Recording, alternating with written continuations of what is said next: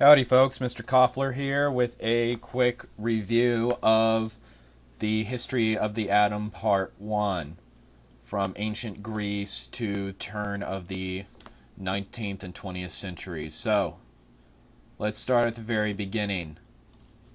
There was once a Greek philosopher by the name of Democritus. Democritus was the first man who ever came up with the idea that atoms were indivisible and indestructible. Now, he didn't call them atoms. He didn't know what they were made of. He had no idea what they even looked like. All he knew is that they were pieces of matter, that everything around us is made from tiny, tiny little building blocks that can be separated from each other and are indestructible. Now, let's fast forward really quick 1,000 years to the time of John Dalton. John Dalton set down the first set of basic postulates or statements about how atomic theory works, and here they are. First of all elements are composed of tiny indivisible particles called atoms. There, Dalton's the first one who called it an atom. Democritus didn't call them atom, he just said that they were tiny little things. Dalton built upon that and said they were actually atoms. He also stated, number 2, every atoms of the same element are identical. All fluorine atoms look like fluorine. All hydrogen atoms look like hydrogen atoms. They all look the same. But atoms of any one element are different from those of any other. The atoms of gold and the atoms of silver do not look the same. So atoms also atoms of different elements can physically mix together or can chemically combine in simple whole number ratios to form compounds. Remember, H2O, formula for water, not H1.5, 0.6. Whole numbers only, because this goes along with number 1. You can't split apart a atom. You can either have the whole atom or none at all. You can't have like half an hydrogen atom or half an oxygen atom. You have the whole thing or you don't have it at all. Number 4, chemical reactions occur when atoms are separated from one another and rearranged. Atoms of one element can never be changed into the atoms of another element. Meaning, if you have a chemical reaction, you can't end up with an element that wasn't there to begin with. All chemical reactions are merely the rearrangements of atoms. Now let's fast forward a few more years. Few more decades to be precise, to the time of a man named J.J. Thomson. Now, remember, Democritus said there are atoms. He didn't call them atoms, but he said there are these tiny little particles that are the building blocks of all matter. Then later, Dalton came and said, "Okay, Democritus, I like your idea. Let me build upon that." And he said, atoms are tiny little building blocks. He called them atoms. And that they are merely, everything we see around us is merely different rearrangements of a variety of different atoms. Now Thomson is going to come along and give us our first model of what an atom looks like. He did this with something called the cathode ray experiment. Basically, he sealed a glass tube up with metal discs called electrodes. They're called electrodes because you can pass electricity through it. So he has this big tube filled with gas and he puts electricity through it, and what the result is a glowing beam or cathode ray, basically a beam of charged particles. This is his experimental setup. See, we have the metal plates right here. Metal plates right here. He has a voltage source that is causing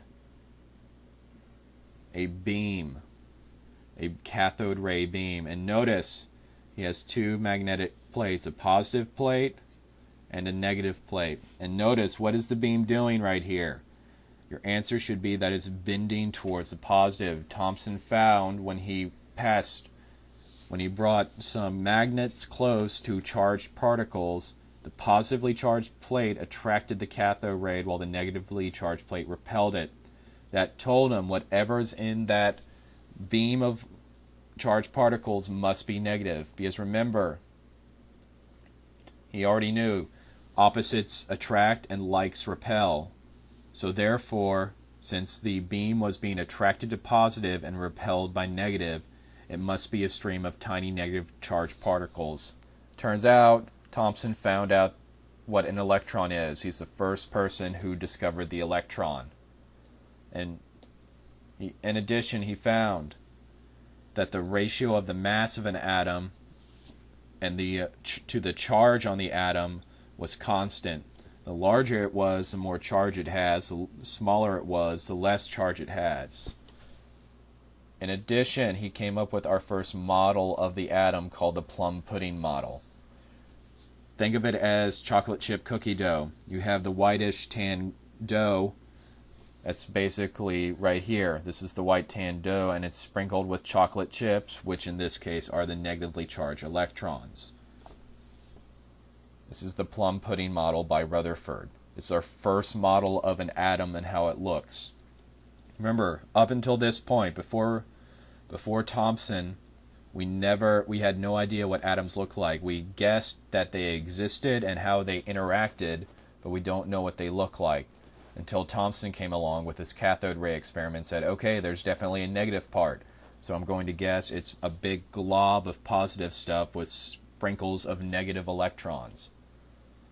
Now, fast forward a few more years to a man named Ernest Rutherford. Ernest Rutherford did something called the gold foil experiment, in which he used something called a alpha particle. Remember, an alpha particle is basically a helium atom that has been stripped of its electrons. So he basically created a beam that shot tiny little nucleuses. He didn't know they were nucleuses at the time, he just called them alpha particles. But this is his experiment. So here we go, he's shooting alpha particles at a piece of gold foil, and he found that the majority of the beams went through it. However, there was a few deflections. Now, according to the plum pudding model, everything should have gone through in a straight line, but he did not find that. There were some deflections. Most stuff went through, but there were some deflections. This is what happened. Basically, here are the atoms of the gold foil and here are the alpha particles. As they go through, some of them can pass through quite easily because they pass through the electron clouds of the atoms without hitting the nucleuses. But some are deflected by the nucleuses because they line up in just the right way that they are deflected by it. Due to this experiment, we get a lot closer to our current model of the atom and how we know it works.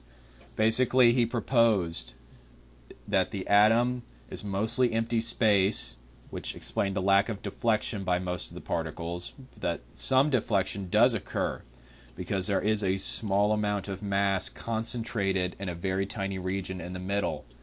That tiny region is what we came to call the nucleus of the atom. So Rutherford came up with the nuclear atom model, which is kind of closer to what we currently use. In the nuclear atom, the protons and neutrons are located in the nucleus, and the electrons are distributed around it. That is the end of part 1. You are now fully prepared up to this point for everything on the 9-week exam. Good luck. I'll see you in class.